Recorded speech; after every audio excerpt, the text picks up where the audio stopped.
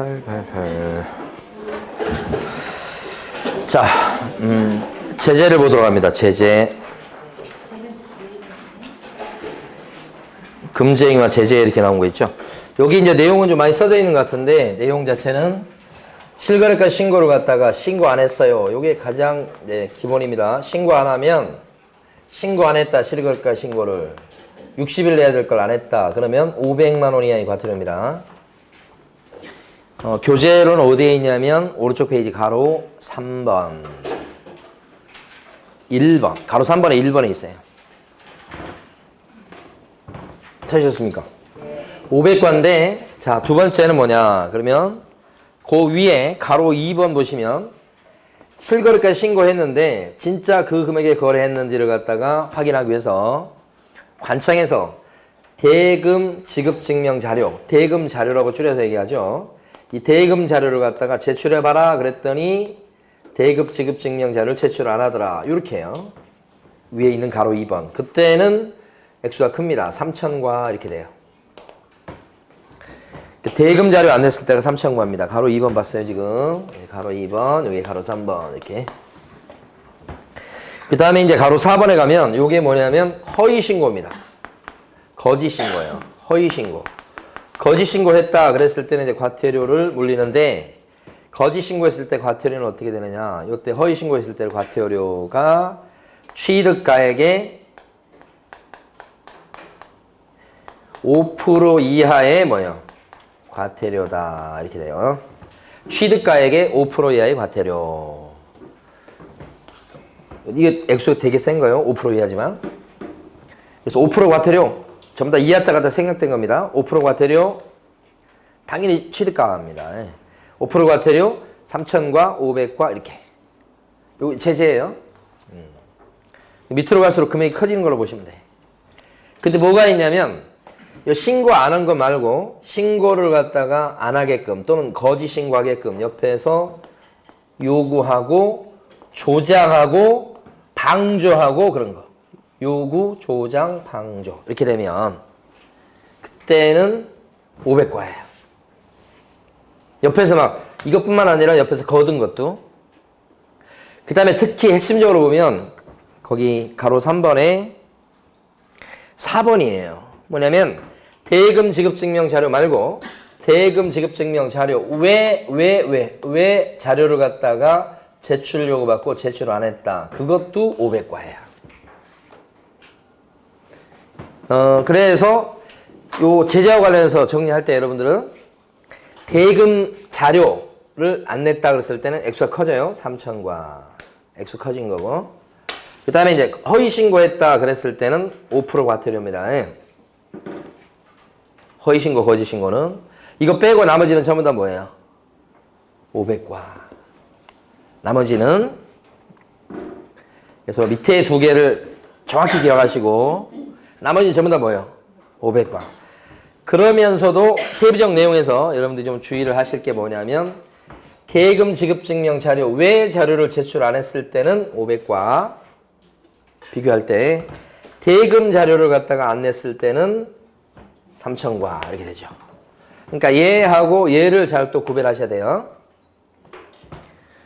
그러니까 만약에 요거 금액을 치를 때 뭐 적금 탄 거 그거 적금 깨서 한 걸 했다 그러면 적금 들었던 거 적금 해약한 거 그 증빙서면을 내는 게 요거 대금 자료예요. 그걸 안 내면 3,000과. 내라고 그랬는데 안 냈을 때 관청이. 외 자료는 500과. 외 자료는 500과죠. 요거 이렇게 구별하셔야 됩니다. 그런데 뭐가 있는가? 우리가 이제 지금 보면 이걸 일일이 다 적발하는 게 관청이 하려고 해도 쉽지 않아요. 관청 입장에서는 어떻게 하냐면 될 수 있으면 뭐예요? 자수하는 걸 원해요. 그래야 어느 정도 이걸 적발해낼 수 있지. 이거 다 이렇게 제재를 가한다고 했는데 적발을 하면 쉽지 않거든요. 그래서 어떻게 하느냐? 자, 자진 신고했다, 자수했다고 생각하시면 돼요. 그때는 과태료 이런 것들이 있잖아요. 그 과태료를 갖다가 자진 신고하면 깎아주거나 면제시켜줘요. 이렇게. 자수하면 이런 거에 대해서. 그런 제도가 있어요. 그런데 자진 신고했을 때 원칙적으로 깎아주지만 자수해도 안 깎아주는 경우가 있다. 면제시켜주지 않는 경우가 있다. 어떤 경우냐? 바로 요 빨간 겁니다. 요게 기출문제 나온 거예요. 이랬을 때는 어떤 경우냐 그러면 자료 제출을 갖다가 제출 요구받고 제출을 안 했을 때입니다. 대금 지급 증명 자료, 왜 자료를 제출 안 했을 때 500관인데 그때도 나는 제출을 원래 그걸 해야 될 건데 나 제출 안 했어요. 뭐 이렇게 하면서 자기가 자수를 했어. 그랬다고 해도 이거에 대해서는 깎아주는 게 없다. 대금 지급 증명 자료를 갖다 제출 요구받고, 그죠? 제출 안 했어요. 여기는 자수 개념이 약하잖아요. 대금 자료 내봐. 구치일부 명령을 내렸잖아요. 근데 안 냈어. 안 내놓고 나중에 가서 이렇게 제재가 나오니까, 이렇게 제재 나오니까 그때 가서 하는 소리가 자수합니다. 나중에 자수합니다. 그래가지고 될 게 아니잖아요. 나머지는 관청에서 다 몰랐는데 신고 안 했던 사람이요. 신고해야 되는데. 근데 자기가 스스로 아이고 나 신고 안 했습니다. 자수한다고. 그러면 그건 깎아줄 수 있지만 관청이 벌써 알아가지고 좀 이상한데 대금 자료 내봐. 그랬더니 안 낸 사람이에요 지금. 그거에 대해서 깎아주면 안 되지 이건.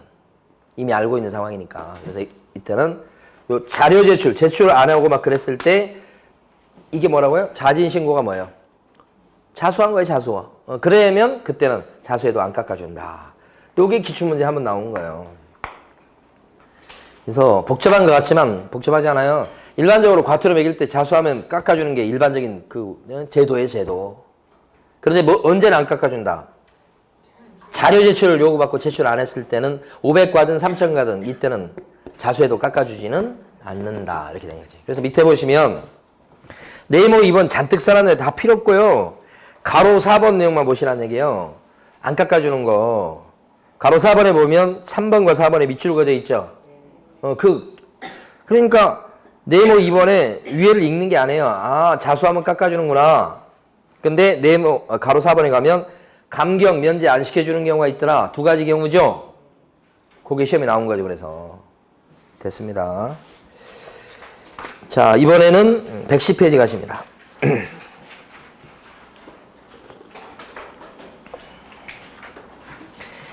110페이지 가시면 뭐가 나오냐? 부동산 거래계약 신고서가 나와요. 110페이지.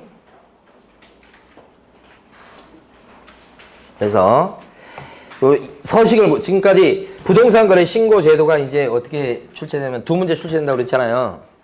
그랬을 때 이제 여기까지 다 해가지고 출제되는 걸로 봤을 때 한 1.3문제가 돼요. 두 문제 다 여기에서 나올 때도 있고, 아니면 한 문제는 여기까지 해서 한 문제, 지금 엄청 오래 했는데 한 문제잖아. 그리고 나머지 한 문제가 어디 나오냐면 서식에서 나올 때가 있단 말이에요. 최근에 그렇게 나와요. 그러니까 이게 비교 봤을 때 한 0.7문제. 한 문제는 확실히 한 건 아니고, 이게 서식이에요. 근데 앞에 내용하고 비교 봤을 때 이게 내용이 되게 많거든요. 근데 이거 내용이 많지도 않아. 근데 비중이 높아요. 그러니까 잘 봐두셔야 된다고. 나온다고 생각하셔야 돼. 부동산 거래계약 신고서에서 보면 이게 부동산 거래 신고사항하고 밀접한 관련이 있어요. 신고사항 보면 부동산 거래 신고사항 어떻게 남겼어요? 부인들이 절에 오는 날에는 실제로 중이 좋아합니다. 이렇게 돼 있잖아. 그 다음에 조달계획과 입주계획 그런 것도 있었어. 조달계획과 입주계획 이런 것도 있다고. 근데 여기 보니까 이제 매도인과 매수인 동그라미 1번과 2번이 요 인적사항이 인적사항. 응? 동그라미 1번과 2번이 인적사항이라고. 그래서 매도인 하면 이름 누구 아무개 주민등록번호 주소 그쵸 국적도 적죠.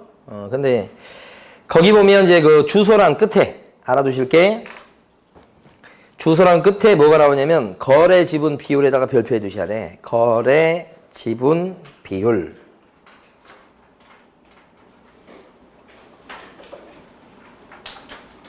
거래 지분 비율 이렇게. 주소란에다가 거래 지분 비율을 적는다고. 주소 적어요 물론. 끄트머리에 지분 비율도 적는다. 요거 체크하시고. 그 다음에 밑에 가시면 매수인 칸을 보시면 매수인 칸도 성명, 주민등록번호, 국적 적고 주소 적고 거래 지분 비율 적고 전화번호 적고 휴대전화번호 다 이거 인적사항이에요. 이게 신고사항에서 여기라고 2번 요거 인적사항. 그런데 거기 보면 외국인의 부동산 등 매수 용도라고 돼 있죠. 그거 조그만 글씨 별표하시고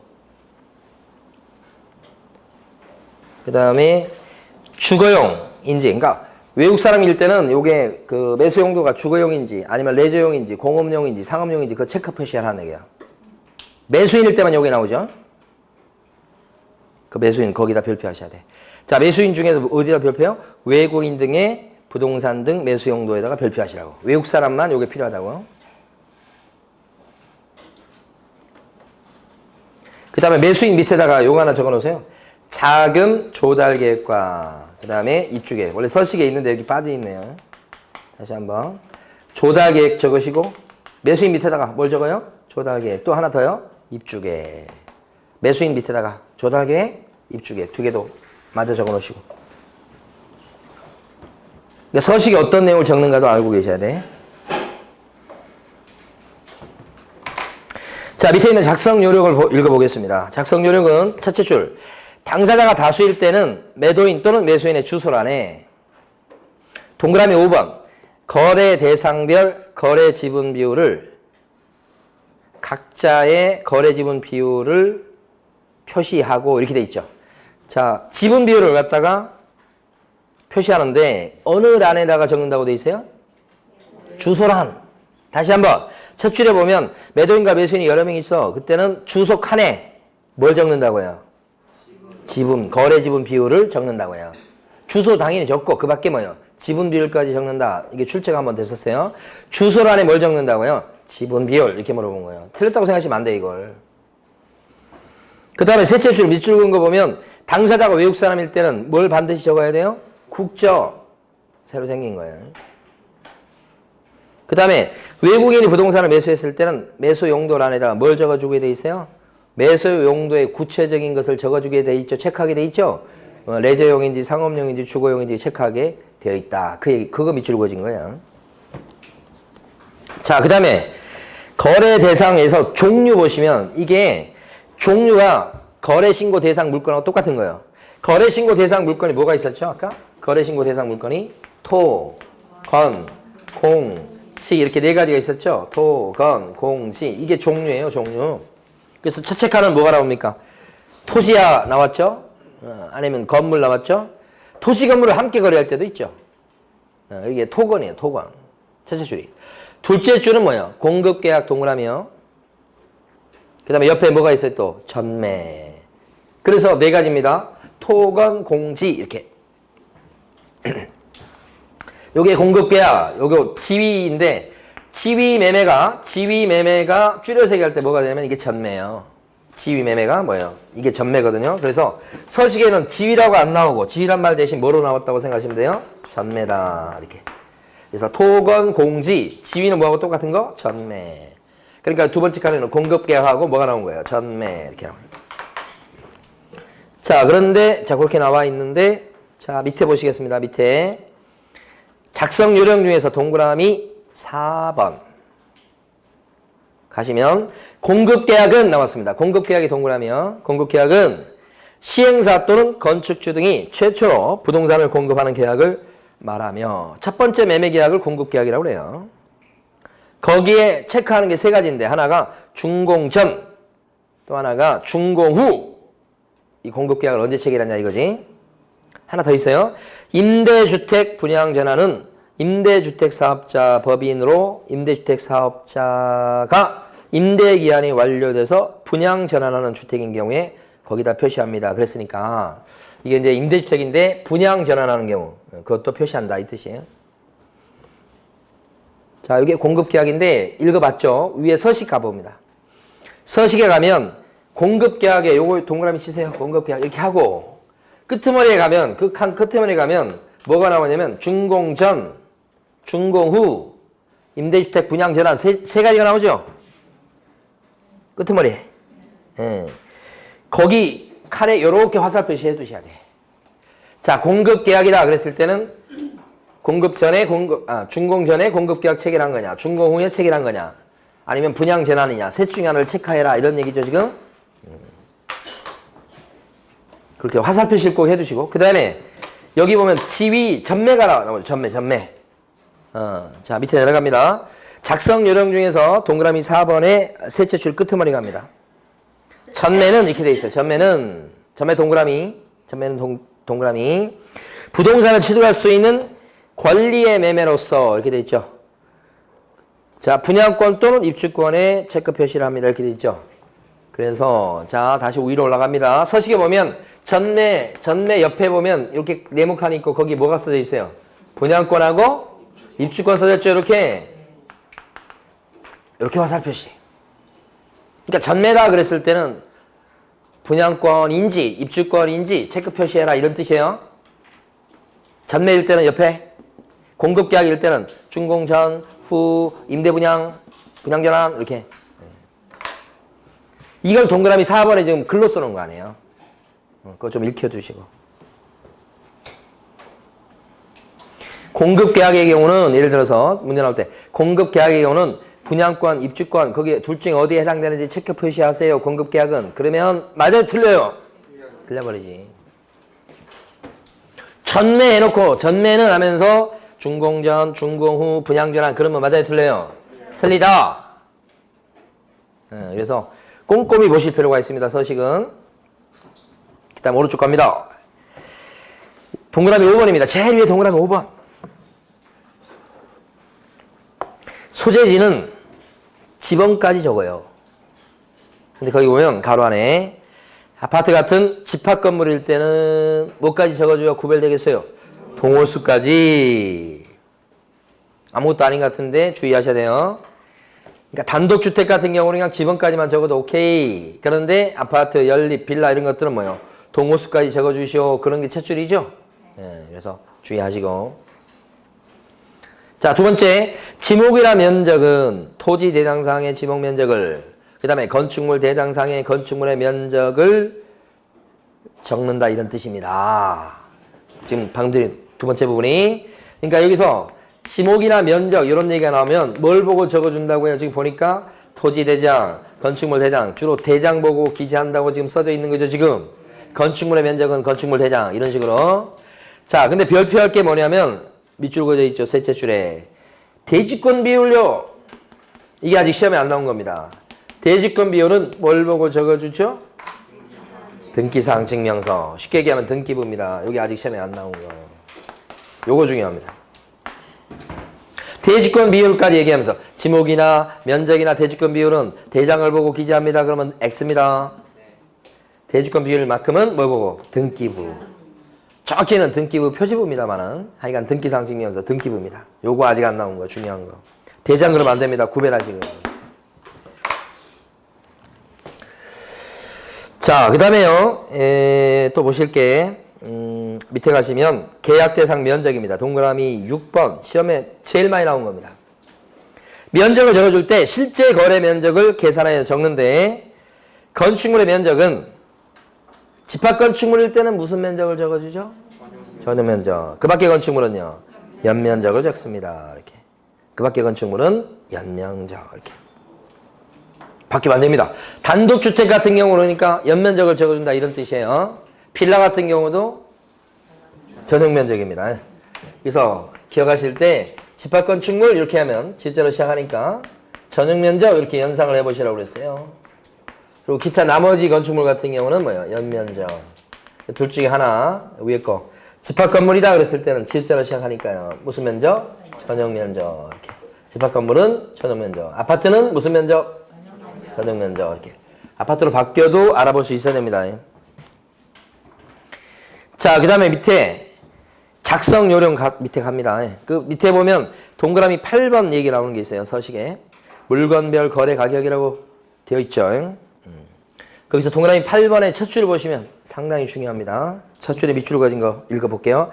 물건별 거래 가격란에는 각각의 부동산별 거래 가격을 적습니다. 이렇게 돼 있죠. 여러 개 부동산을 같이 거래하면 각각의 금액을 적어주는 거예요. 얼마라고. 각각이란 말이 중요합니다. 물건별이니까 각각의 금액을 적고 합치진 않습니다. 합산 금액을 적는 게 아닙니다. 다시 한번. 물건별 거래 금액이다. 이렇게 물건별 이 말이 오면 거래 금액이다. 이렇게 오면 이때는 금액이다. 그러면 뒤에는요. 각각의 부동산별 거래 금액을 적습니다. 물건별 그러면 뒤에가 무슨 말이 와야 돼요? 각각 이렇게. 합치는 게 아니고 여기서는 합산한다고 하면 틀려버리는 거예요. 합산이 아니고 각각을 적어준다. 그러면서요. 그 서식 한번 보세요. 서식 구경하면 공급계약 또는 전매 찾아보세요. 그 안쪽에 가면 공급계약 또는 전매라고 되어 있죠. 그거 공급계약이나 전매라 그러면 아까 실거래가 신고 대상을 우리가 토, 건, 공지 이렇게 했었죠. 요 지가 집인데 여기 다른 말로 전매라고 그랬었어요. 이렇게 이 공급계약이나 전매다 그랬을 때는 그 말이야. 그때는 오른쪽에 보면 뭘 적어주죠? 공급가액. 공급가액이 뭐예요? 분양가. 그 옆에는 또요. 발코니 확장 등 뭐예요? 옵션 비용. 옵션 비용. 그 옆에는 또 뭐예요? 추가 지불액. 자, 적어준 거 세 가지. 공급가요. 그 다음에 옵션 비용요. 또 하나 더 있죠. 제일 끝에 추가 지불액. 이 세 가지를 적어주는 게 뭐라고요? 공급계약과 전매라고요. 그죠? 그럼 만약에 거래 신고 대상 물건이 토지 건물이면 어떻게 해요? 토지 건물일 때는 거기 나와 있는 요 세 칸을 적어줄 게 하나도 없는 거죠. 토지 건물일 때는 위에 보면 매도원이라고 써져 있는 그 부분만 적죠. 토지 건물일 때는 위에 얼마라고 되어 있는 거, 매도원 이렇게 되어 있는 거 있잖아요. 거기만 적으면 끝나는 거죠. 자, 그래서 밑에 다시 와서 이제 읽어봅니다. 작성 요령 중에서 첫 번째 끝부분. 최초 공급 계약 또는 전매 계약의 경우 이렇게 돼 있어요. 그죠? 그때는 공급가액, 공급가격, 그 다음에 발코니 같은 옵션 비용, 그 다음에 추가 지불액, 요것을 적어줍니다. 이렇게. 그러면서 거기 넷째 주일 때문에 본 거예요. 이 경우 각각의 비용에 부가세가 있는 경우는 부가세를 갖다가 제외한 금액을 적습니까? 포함한 금액을 적습니까? 요 금액을 적어줄 때 여기 비용이 있을 거 아니에요? 그때 부가세를 갖다가 포함시켜요? 제외시켜요? 포함. 그래서 이걸 갖다가 거래신고 대상 물건을 삼각형으로 이해하시라고 그랬어요. 그래서 밑에가 어떻게 돼요? 밑에가 부가세 어떻게 해요? 포함이요. 많이 먹어서 뚱뚱한 거예요? 많이 먹어서. 위에 토건은요? 부가세 어떻게 된다고요? 제외. 적게 먹어서 홀쭉한 거예요. 응? 우리 둘째 놈이 지금 몸무게가 52kg까지 됐어요. 57kg 가까이 가다가 4kg 빠졌죠? 아파서 빠진 거예요. 그래서 장염 걸려가지고 며칠 동안 못 먹었더니 한 5일 이렇게 못 먹고 그러더니 죽만 먹고 그러더니 빠졌어. 그래가지고 막 살 빠지니까 배가 고프긴 고픈데 살 빠진 거 보고 되게 좋아한 거예요. 먹기는 먹어야 되겠는데 하여간. 응? 안 먹으면 빠지게 돼 있어요. 먹어서 찌는 거예요. 제외 그러면 홀쭉하고 먹으면 뚱뚱하고. 토건 공지 삼각형 그림 기억하셔야 돼. 이렇게. 포함 제외 되게 어렵습니다. 이런 거. 자, 그 다음에 동그라미 9번 갑니다. 이제 총 실제 거래 가격이라고 돼 있죠. 9번 총 실제 거래 가격. 조심해야 됩니다. 거기 보면 9번에 보면 뭐라고 돼 있냐면 총 실제 거래 가격란에는 작성 요령 보시고 전체 거래 가격을 함께 거래할 때 각각의 부동산별 거래 가격의 합계 금액을 적고 이렇게 돼 있죠. 각각의 부동산별 거래 금액의 합계 금액을 적고 이렇게 돼 있습니다. 그리고 뒤에는 뭐 계약금, 중도금, 잔금을 적습니다. 이렇게 돼 있어요. 총이란 말이 있으니까요. 총 실제 거래 가격 이렇게 됐으니까 자, 전체 가격을 적겠습니다. 전체 가격을. 너무나 쉬운 거예요, 요건. 할 게 없어요. 총이니까. 그죠? 아까 물건별 거래 금액은 어떠세요? 물건별은 따로따로 적어주는 거죠. 근데 총 실제 거래 가격은요. 합친 금액 적죠? 근데 요 가로 안에 있는 걸 요게 출제 거래예요. 이걸 모르실 분은 없어요. 가로 안에 뭐라고 나옵니까, 지금? 별표. 색깔 다르게 해주시고. 뭐라고 되어 있습니까? 둘 이상의 부동산을 함께 거래하는 경우에는 별표. 각각의 부동산별 거래 가격에 무슨 금액을 적는다?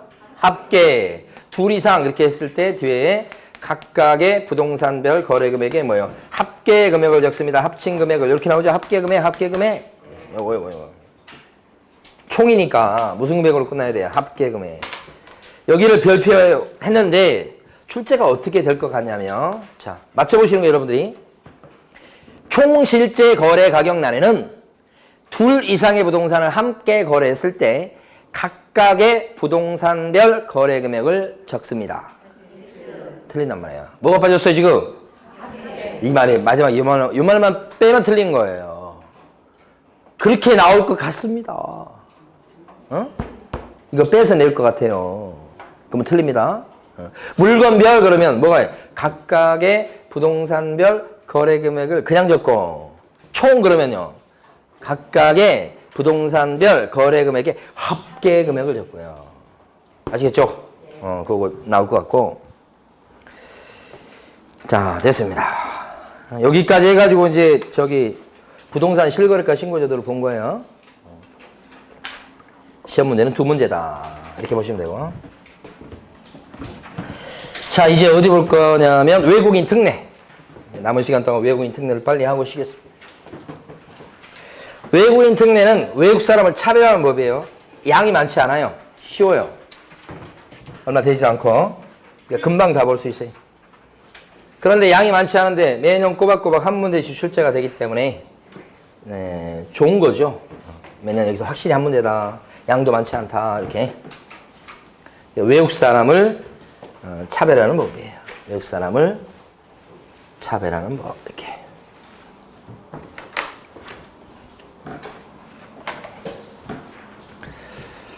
자, 그래서 먼저 여기 적용 범위를 보면 외국 사람한테 하는 얘기죠. 외국인 등. 그 다음에 국내에 있는 부동산 등. 그 다음에 소유권을 취득할 때 간섭하는 법이다.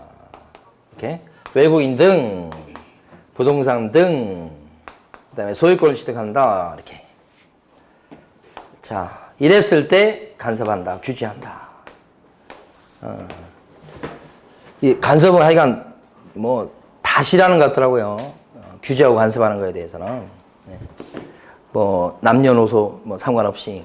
오늘 아침에 이제 저 라디오를 듣다 보니까 어떤 사람이 그 BTS 얘기를 하더라고. 그래서 이제 그 사람 분석이 뭐냐. BTS 이렇게 세계적으로 인기 높은 이유가 뭐냐 얘기하는데, 일단 그 사람 하는 얘기 중에 하나가 뭐냐면 두 가지 얘기하는데, 첫 번째는 일단 파워풀하다. 저는 잘 모르겠어요. 안 봐서 잘 모르는데 그렇게 얘기하더라고. 파워풀하다. 두 번째는 간섭을 하지 않는다는 거예요. 메시지가 이제 우리 이렇게 해야 돼, 저렇게 해야 돼, 그런 간섭이 없고, 그냥 모르겠어요. 저는 잘 모르는데 그 사람 얘기는 그 간섭이 없어서 젊은이들 입장에서 봤을 때 좋아한다는 거야. 그러니까 왜 이렇게 인기가 있을까, 거기에 대해서 이제 아마 나중에 또 많은 사람들이 연구할 거야 아마. 근데 하여간 그 중에 두 가지 얘기하는데, 하나는 춤 이런 게 파워풀하다, 이런 얘기하고, 실제 이제 거기 공연장에서 가서 보면 막 눈물 흘릴 정도래요. 두 번째가 뭐냐면, 여러분도 한번 가보세요. 언제 시간 되면. 유명하다니까. 우리 영화나 막 유명하게 되면 그냥 우리는 천만 찍어 부르잖아. 그러니까 그것도 그렇고. 그 다음에 두 번째는 그 메시지 자체가 이제 젊은이들한테 호감을 갈 수 있는 메시지다. 간섭하지 않는다. 뭐 그런 건데, 저는 이제 뭐든지 보면 성공하고 나서 뭐가 잘 되고 나서 이제 이유를 갖다 붙이잖아요. 붙이는 거예요. 제가 볼 때는. 그 이 원인은 몰라요. 그러니까 사람 마음이 끌리는 걸 그걸 어떻게 분석을 하겠어요. 근데 간섭 얘기 이거는 하니까 갑자기 생각나네. 간섭 안 하니까 젊은이들이 막 환호한다는 거예요. 그 메시지 자체가. 진짜 그런지 모르겠는데 하여간 그래. 자, 규제가 뭐냐? 허가 받으시오 이런 게 있어요. 허가 내시오. 그 다음에 신고하시오. 이렇게. 신고하십시오. 허가 내시오. 이렇게. 이게 다예요. 끝났어요. 자, 그럼 여기서 이 외국 사람이 누구냐? 딱 여기다 보면 세 군데를 딱 기억하시면 돼. 외국 사람 누구냐? 그러면 진짜 외국 사람. 그러니까 한국 사람은 적용이 없어. 국적이 한국 사람은 적용이 없어요. 국적 가지고 따지는 거죠. 생긴 거 갖고 따지는 거 아니에요. 자, 외국 국적을 갖고 있다. 간섭하지, 규제하지. 외국 회사, 외국 법인 그러면 간섭해. 이것도. 그 다음에 이제 외국 정부 당연히 규제 받아요. 외국 정부. UN 적용받아요. 이렇게. 국제기구도 마찬가지고. 다 적용돼. 그런데 이제 문제는 요거죠. 한국 회사다 그랬을 때는 적용이 있어요, 없어요? 한국 회사는 적용이 없어, 원래. 이게 원칙이에요, 원칙. 자, 지금부터 중요한 거지. 한국 회사는 원래 적용이 없지만 한국 회사 중에서 예외적으로 적용되는 수가 있다. 여기를 출제하는 거예요. 한국 회사야. 한국에 차려진 회사인데 예외적으로 적용받는 경우가 있다. 자, 어떤 경우냐? 여기를 주로 출제해요. 교재에서는 가로 1번에서 3번 얘기야. 그 3번에 보면 구성원의 절반 이상이 외국 사람이거나 구성원. 그 다음에 두 번째, 임원의 절반 이상이 외국 사람이거나 2분의 1 이상이요. 자, 세 번째. 자본금의 절반 이상을 외국 사람이나 외국 법인이 출자했거나. 자, 세 번째 같이 나와 있어요. 의결권의 절반 이상을 외국인이나 외국 법인이 갖고 있거나. 이 넷 중에 하나라도 걸리면 규제 받아요. 하나라도 걸리면. 근데 전부 다 뭐예요? 2분의 1 이상이죠? 네. 그럼 요게 구성원, 임원, 자본금 이걸 암기해서 그걸 물어보는 게 아니에요. 이건 틀리게 안 내요. 다 맞게 내요. 근데 뒤에 거요. 2분의 1 가지고 출제하는 거예요. 만약에 임원이 10명이에요. 그러면 내국 법인, 한국 회사인데 임원이 10명이야. 그중 5명 한국 사람, 5명은 미국 사람이야. 그러면 규제를 받을 것 같아? 못 받을 것 같아? 받는다고. 2분의 1 이상은 2분의 1을 포함하는 개념이다. 그걸 물어봐요. 그걸. 이거 하나예요. 내국 법인. 이걸 물어봐요. 이걸. 그 나머지도 나오겠지만 나머지 쉬운 거고. 4번에 외국 정부 나오잖아요. 자, 두 번째. 여기서 부동산 등이라고 돼 있어. 부동산 등 하면 이게 뭐예요? 외국인 특례에 나오는 부동산 등은 부동산 거래 신고 등에 관한 법률에서 얘기한 부동산 등과 똑같아요. 이게 뭐냐 그러면 토, 건, 공, 지, 지위가 다른 말로 전매 이렇게 돼요. 근데 여기 두 번째 중요한 게 뭐냐? 옛날에는 토지만 간섭했었다고. 근데 지금은 요렇게 해서 여기까지 간섭을 해. 건물. 외국인들이 건물을 취득해서 그것도 간섭한다고. 외국인이 건물을 낙찰을 받아서 그 건물만 그래도 규제한다고 이제. 그러니까 규제 범위가 땅에 대해서만 간섭하고 그랬다가 이제 넓어진 거예요. 이렇게 토건 공지까지. 분양권까지도 간섭한다고 해요. 분양권도 뭐 이렇게. 그러니까 옛날보다 넓어졌다는 게 두 번째 포인트. 자, 세 번째는 소유권 취득이야. 그러니까 소유권이 아니고 뭐 외국 사람이 지상권을 취득한다, 저당권을 취득한다, 임차권을 취득한다. 이것 갖고는 간섭을 안 해요. 이렇게. 이거보다는 뭐가 중요해? 취득. 여기가 포인트예요. 취득. 취득할 때 간섭하는 거예요. 취득이 아니고 양도합니다, 이전합니다. 이랬을 때는 뭐라고 하진 않아요. 외국 사람이 팔 때는 뭐라고 안 합니다. 이거 넘길 때는. 어느 때만 간섭해요? 취득. 이게 세 번째 포인트예요. 이 세 가지를 조심하셔야 돼요. 하나, 여기까지 넓어졌다는 거, 여기 이렇게. 세 가지. 그래서 가로 3번까지 설명드렸고요. 상호주의는 뭔지 아시겠죠? 외국 사람이 이렇게 간섭을 하는데 상호주의라는 얘기는 만약에 우리나라 사람이 외국에 가서, 미국에 가서 부동산 등을 취득하려고 했을 때 아예 취득을 못하게끔 법을 막아놨다면 우리나라 법은 이렇게 돼 있긴 하지만 콕 집어서 미국 사람이 취득할 때는 못해! 라고 해버릴 수 있다는 거예요. 이에는 이, 눈에는 눈. 이게 뭐예요? 상호주의. 그렇게 할 수 있다는 거죠. 할 수 있다는 거지. 꼭 그렇게 진짜 하는 건 아니에요. 그죠? 미국에 그냥 조금만 눈을 불하려도 우리는 어떻게 돼? 눈치 봐야 되잖아. 중국 놈들도 마찬가지고. 그러니까 지금 가만히 보면 딱 나눠져가지고 중국 눈치 왜, 중국이나 북한 눈치 왜 봐? 막 이렇게 하는 쪽이 한쪽이 있고, 이쪽은 왜 미국 눈치 봐? 이렇게. 둘 다 맞는 얘기요. 둘이 합쳐가지고 어떻게, 눈치 보지 말고, 그렇게 해라 하면 좋은데, 눈치 안 볼 수가 있어야지. 그러니까 눈치를 갖다가 조금만 보자고. 너무 많이 보지 말고. 조금씩만 봐. 너무 속보이게 보이지 말고. 자, 첫 번째 얘기입니다. 그 다음에 넘어가셔서, 뒤에 가시면 이제 허가제도 요거부터 나옵니다. 근데 다른 게 뭐냐 그러면 이제 이쪽 내용 봅니다. 요거 있잖아요. 요거 허가 받으셔. 이건 전부 다 땅 얘기예요. 셋째 시간에 토지거래허가제도로 할 거예요. 근데 그때 허가도 다 땅 얘기예요. 외국인 특례에서 허가 받는 것도 다 땅 얘기예요. 땅에 대해서 허가 받는 거예요. 허가. 근데 여기 신고는 뭐예요? 저것처럼 부동산 등이에요. 토건 공지라고. 틀리죠. 자, 그러면 여기를 먼저 보셔야 돼. 허가 받도록 되어 있는 지역 네 군데죠. 회색 바탕의 박스. 네 군데 암기하셔야 되는데, 암기하실 때는 이렇게 특별한 야생 군사문화는 어떻게 하시라? 허가 받으시라. 야생 군사문화는 허가 받으시오. 이렇게. 특별한 야생 군사문화는 허가 받으시오. 야자가 뭐예요? 야생 생물 특별보호구역. 이렇게. 야생 생물 특별보호구역 그러면 많진 않아요. 지리산 근처하고요. 그 반달군 풀어놨다며 거기. 지리산 근처하고 한라산. 한라산에 그런 희귀한 동식물이 많다며요. 그래서 그런 것 때문에. 그런 적 정도. 자, 생자는 뭐예요? 생태경관 보존지역. 생태경관 보존지역은 그래도 꽤 있습니다. 예, 여기 암사동, 한강변 거기도 생태경관 보존지역이에요. 그러니까 산에 가다 보면 가끔씩 보면 이렇게 돌로 막 이렇게 생태경관 보존지역 이렇게 막 돌 세워놓고 그런 경우도 있어요. 늪지대가 많았습니다. 창녕에 있는 우포 늪지대 이런 거. 그 다음에 저 강원도 동강댐 근처도 생태경관 보존지역이에요. 이런 땅을 외국 사람이 취득하게 됐을 때 우리나라 이제 이런 자연환경을 해칠 염려가 있으니까 허가받아 이렇게 된 거지. 이건요. 군사시설 보호구역인 등인이에요. 이것도. 전방에 많겠죠. 서해 5도가 전체적으로 이겁니다. 그러니까 서해 5도에 있는 땅을 갖다 외국 사람이 취득하려고 한다. 그러면 사전에 허가받아야 돼. 그 다음에 문화재 보호구역 등 곳곳에 깔려있죠. 문화재 보호구역 등 이렇게. 그래서 막 공사하다가 문화재 나오고 막 그래가지고 뭐 그런 지역 문제 많고 막 그런 지역도 막 있잖아요. 그러니까 요 네 군데 땅인데 만약에 여러분 네 군데 땅에 있는 요 네 군데 요 지역의 안에 있는 땅을 갖고 있다 그러면 어떻게? 좋은 땅이에요, 나쁜 땅이요? 안 좋은 땅이요. 이게 결과론적으로 얘기하면 규제를 많이 받는 땅이에요.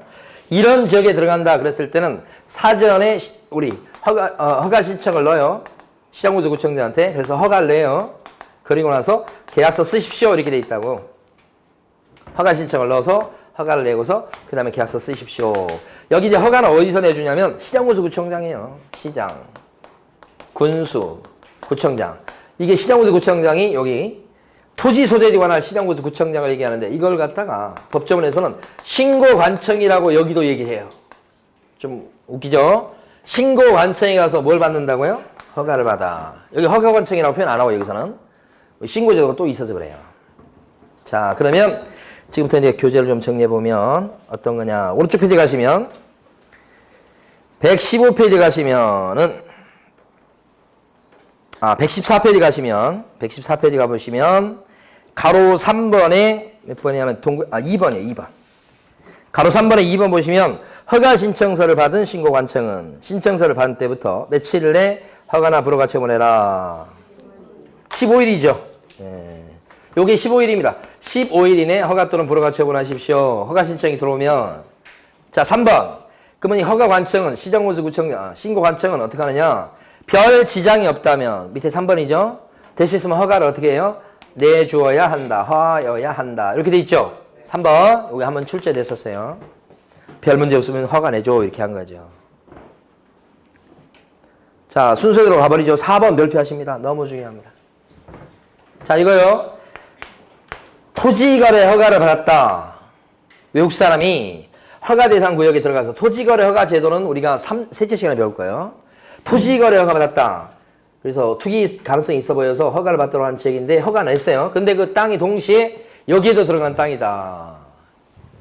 외국인 특례상에 허가를 받는 땅이기도 하더라. 그런 얘기예요. 그러면 그러니까 쉽지 않을 거예요, 솔직히. 근데 어쨌든 하여간 그렇다면 그때는 토지거래 허가를 받으면 외국인 특례에 따른 취득 허가는 필요가 없다. 중요 표시하셔야 됩니다고 별표하셔야 됩니다. 자, 그 다음에 오른쪽 가면 만약에 가로 5번 먼저 봅니다. 허가 안 받고 계약을 체결하면 어떻게 돼요? 허가 안 받고 계약을 체결했어요. 그러면 계약은 효력이 생길 수가 없죠. 그래서 이걸 뭐라고 불러요? 무효다. 무효라고 하죠. 무효. 가로 5번에 효력 발생하지 않는다. 그러니까 이건 강행 규정이에요, 효력 규정이에요. 강행 규정 중에서 어떤 규정요? 효력 규정. 단속 규정 아니고 효력 규정. 제가 잘못 얘기한 거예요. 놀라지 마시고. 효력 규정입니까? 단속 규정입니까? 그러면 효력 규정이다. 이렇게 하는 거지. 자, 그 다음에 형사처벌인데 2년 이하의 징역이나 2천만 원 이하의 벌금. 기억하셔야 돼. 2학년 2반입니다. 이 노랗게 쓴 부분이 중요해요. 가로 5번으로 지금 써져 있는 부분이죠. 또 하나 더. 허가증을 줬잖아요. 허가증 주는 거 아니에요, 지금? 신청이 들어오면. 아, 외국 사람이 뭐 취득해도 별 문제 없겠어. 그럼 허가증 나오죠? 그럼 허가증을 주고서 우리 시장군수구청장은 어떻게 하느냐. 자, 여기서 시도지사한테 관련 자료를 갖다가 제출하고, 그 다음에 시도지사는 또 누구한테 그 자료를 내냐면 국장한테 관련 자료를 또 제출합니다. 이렇게 하는 거예요, 지금. 여기서 많이 봤던 거예요. 그래서 가로 4번 가보세요. 1번 보면 신고관청은 바로 위에 가로 4번에 1번. 제9조에 따른 허가 내용을 매 분기가 종료한 때부터 1개월 내 특별시장, 광역시장, 도지사에게 제출하고. 자, 2번. 허가 내용을 제출받은 특별시장, 광역시장, 도지사 또는 특별자치도지사는 제출받고서 또 한 달 내 누구에게 제출해라? 국장한테 제출해라. 이렇게 돼 있죠. 근데 여기는 자, 보시면 두 가지가 포인트예요. 제출할 때 매월 제출하는 게 아니에요.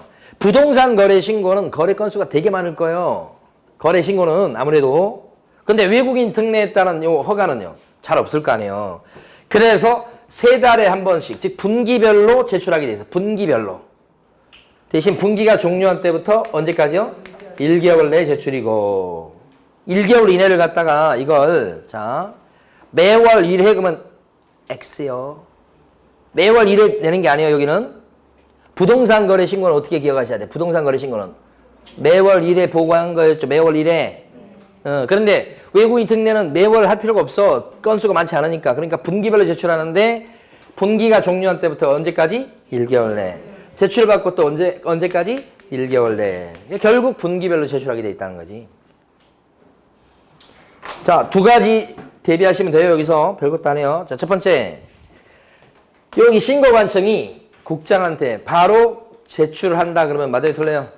신고관청은 분기가 종료한 때부터 자 1개월 내에 국토교통부 장관한테 관련 자료를 제출해야 된다 그러면 국장한테 바로 제출한다 그러면 틀리죠?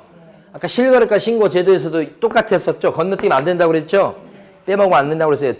연쇄적으로 해야지. 두 번째, 이걸 매월 1회 그러면 돼요, 안 돼요? 매월 1회가 아니죠? 분기별로죠, 분기별로. 요건 외국인 특례는 분기별로요. 근데 그 분기별인데 제출받고 뭐요? 1개월 이내, 1개월 이내. 이렇게 되는 거지. 딱 대비하셔야 됩니다. 자, 그 다음에 거의 다 했는데 뭐가 있냐? 신고제도가 있잖아요. 신고제도. 요거 안 했죠? 제일 밑에 있는 박스 가보십니다. 박스. 자, 제일 밑에 있는 박스 보시게 되면 신고기한의 정리라고 되어 있는 거예요. 요거 중요합니다. 보시면 요건 취득을 먼저 합니다. 취득. 그리고 나중에 사후적으로 뭐요? 신고하도록 돼 있다. 이렇게. 요 신고는 사후신고. 여기 요 허가는요. 요 허가는 사전허가. 요건 사후신고. 이때는 이제 취득을 먼저 하는데 취득 원인 가만히 보면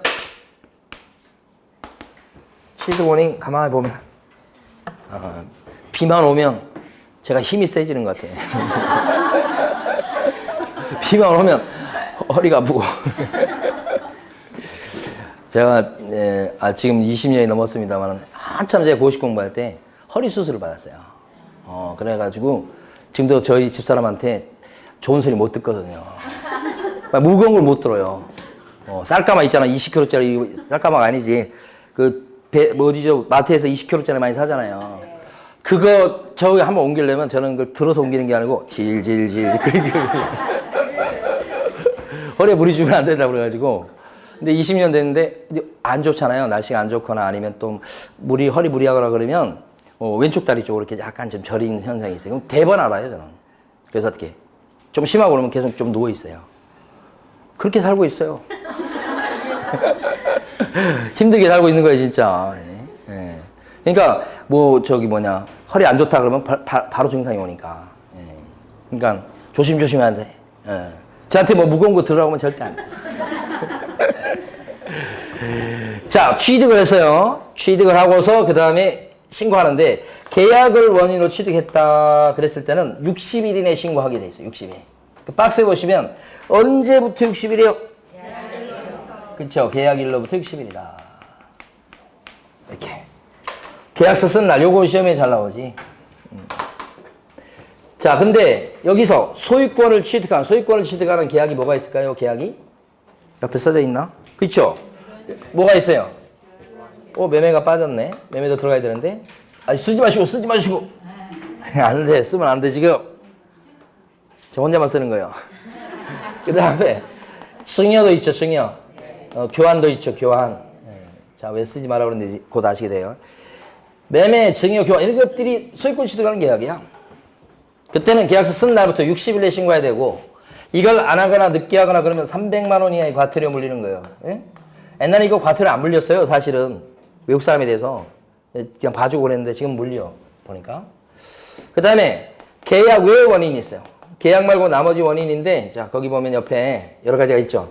가장 대표로 예를 들 수 있는 게 상속. 상속. 아버지는 한국 사람인데 아들은 미국 사람, 뭐 이런 경우. 절대 한국 국적을 취득하지 않죠. 상속이 이루어져요, 그래도. 계약 외의 원인입니다. 경매도 그래요. 외국 사람이 낙찰 받을 수 있거든. 계약 외의 원인이에요. 그 다음에 합병까지 출제가 됐어요. 3가지. 합병이 상속하고 똑같이 포괄승계죠. 합병이 되면 계약의 원인. 이때는 6개월 내 신고예요. 언제부터 6개월이냐? 요거 중요하지. 취득일이에요, 취득일. 소유권, 취득일. 얘하고 요 위에 계약이라고 2개가 구별하셔야 되고, 이 취득일이 위로 가면 안 돼요. 그럴싸해요. 계약을 원인으로 취득했을 때는 취득일로부터 60일 내 신고한다. 이렇게 하면 그럴싸하다니까. 이 소유권은, 이 취득일은 소유권 취득일이야. 그러니까 정확히 이 계약이라고 하면 이게 등기날이 돼요. 등기된 날. 등기된 날부터 60일이 안 해요. 언제부터 60일이에요? 계약서 쓴 날부터 60일. 그러니까 2개, 요거 특히 잘 구별하셔야 되고, 중요하고. 그 다음에 이제 뭐가 있냐면, 판결 이런 것도 있죠. 그 다음에 환매권 행사 이런 게 있는데, 이건 출제는 아직 안 된 부분이에요. 이런 것들은. 어쨌든 이런 거. 계약 외 원인일 때는 6개월 내 신고. 이때는 6개월 내 좀 늦게 해도 되는 거니까 안 하거나 거짓으로 하거나 백과. 이 과태료에 대해서 자수하면 깎아줄 것 같아요? 안 깎아줄 것 같아요? 깎아줍니다. 깎아준다고 했잖아요, 원칙은. 과태료 매길 건데 그 과태료 얻어맞을 사람이 자진 신고하면 깎아주잖아요. 그렇죠. 우리 교통법규 위반일 때도 보면 좀 빨리 내면 그런 거 깎아주고 그런 거 있잖아요. 그 과태료는 그런 게 있어요. 늦게 하면 또 올라가는 것도 있고 막 그러잖아요. 그죠? 그래서 이때도 자수하면 깎아주긴 합니다. 자, 3번째가 뭐냐? 국적이 바뀐 거예요. 국적 변경. 국적 바뀌었죠, 이제. 한국 국적을 갖고 있다가 외국 국적으로 바뀌었어요. 근데 한국 국적일 때부터 부동산을 많이 갖고 있었어요. 그러면 국적만 바뀌었지만 우리나라 입장에서 보면 외국인이 보유하고 있는 부동산의 양이 늘어나는 거예요. 국적 바뀌는 거에 따라서. 그때는 신고하도록 합니다. 이 신고하라고 하는 이유는 통계 잡는 데 목적이 있어요. 외국 사람이 취득하는 걸 막으려고 막 그런 차원이 아니고 외국 사람이 도대체 얼마나 갖고 있는 것이야. 그거 통계 잡는 데 목적이 있는 거죠. 그래서 이때도 보면 국적이 바뀐 날로부터 간간히 시험에 나오기도 합니다. 이것도 6개월 내 신고해야 되겠다. 만약에 안 하거나 늦게 하거나 거짓하면 뭐요? 100만 원 이하의 과태료다. 이 2가지는 좀 늦게 해도 되는 경우 아니에요? 그때는 100과고 빨리 해야 되는 경우죠. 이때는 뭐요? 300과 이렇게 되죠. 깎아주는 제도 있다고 말씀드렸습니다. 자, 그런데 이제 이거의 문제예요. 제일 중요한 거 이거예요. 제일 시험에 많이 나온 게 이거라고요. 벌써 앞에서 했어요. 부동산 거래 신고를 갖다가 외국인도 해야 돼요. 부동산 거래 신고는 외국인도 언제 하는 겁니까? 토건, 공지, 매매. 그거 했을 때는 외국 사람이 부동산 거래 신고합니다. 이때는 더 나가서 외국인 특례에 따른 취득 신고는 따로 할 필요가 없다. 2개 다 가만히 보면 토건, 공지를 전부 다 대상으로 하는 겁니다. 그렇죠? 그리고 매매죠, 매매. 근데 달라지는 것은 토건, 공지, 매매 이렇게 부동산 실거래가 신고했다 그랬을 때는 외국인 특례에 따른 취득 신고는 다시 할 필요가 없어요. 이거 별표하실 건데 교재에서 보면 115페이지 박스 바로 위에 6번이에요. 밑줄 그어져 있죠? 큰 별표. 부동산 거래 신고 등에 관한 법률에 따른 부동산 거래 신고 대상인 경우 외국인 특례에 따른 취득 신고 의무는 없다. 이게 그렇게 제일 잘 나온 거예요, 그거예요. 그러다 보니까 토건 공지에 대해서 매매 계약을 체결했을 때 이거 하는 건데 매매 계약을 체결했다 그랬을 때는 부동산 거래 신고를 했다면 따로 외국인 특례에 따른 신고를 할 필요가 없어서 그래서 매매가 빠지게 된 거예요. 매매를 뺀 이유 아시겠죠? 토건 공지에 대해서 매매했을 때는 이거 할 필요 없잖아. 적용이 없어 아예. 적용이 없으니까 그럴 때는 신고할 필요 없으니까 저기 매매가 빠지고 증여하고 교환만 남게 되는 거예요. 증여도 계약입니다. 특히 조심할 거. 교환보다는 증여도 계약이기 때문에 계약일로부터 60일 내 신고하는 겁니다. 증여도 60일이라는 거 기억하셔야 돼요. 그 다음에 이제 하나만 더 정리하면 돼요. 마찬가지 신고 들어갔을 때요. 신고 확인증을 준다고. 필증이나 확인증 똑같은 거예요. 주겠죠. 누가 줘요? 신고 확인증? 신고 필증 누가 줘요? 신고 관청이 주죠. 그러면 신고 관청은 이거 주고서 어떻게 해요? 자료 모았다가 분기별로 제출. 또 분기별로 또 제출하겠죠. 이렇게. 똑같습니다. 아까 허가증하고. 근데 이때도 분기가 종료 때부터 언제까지 제출? 1개월 내 제출. 제출 바꿔서 또다시 뭐요? 1개월 내 제출. 이렇게 돼 있다고요. 구조 똑같죠? 거래 신고는 매달. 거래 신고는 매달. 외국인 특례는 분기별로. 종료한 때부터 1개월 내. 이렇게 되죠. 그래서 우리 교재 116페이지 가보시면 제일 위에 보면 자진 신고한 자에 대해서 과태료를 감경 면제할 수 있어요? 없어요? 있다고 그랬어요. 기본적으로 있다고 그랬어요. 감경 면제 안 하는 경우가 어떤 경우였어요? 제출 안 했을 때. 그때만 감경 면제가 없다고 그랬죠? 가로 3번의 끝줄 부분. 화살 표시된 거 있잖아요. 화살 표시된 부분 보면 시장군수구청장은 시도지사한테, 국토교통부 장관은 시도지사는 국장에게. 제일 끝에. 가로 3번 제일 끝줄에 화살 표시. 예. 매월 아니라고요. 1개월 이내라고요. 여기서 매월로 낼 가능성이 높아요. 매월.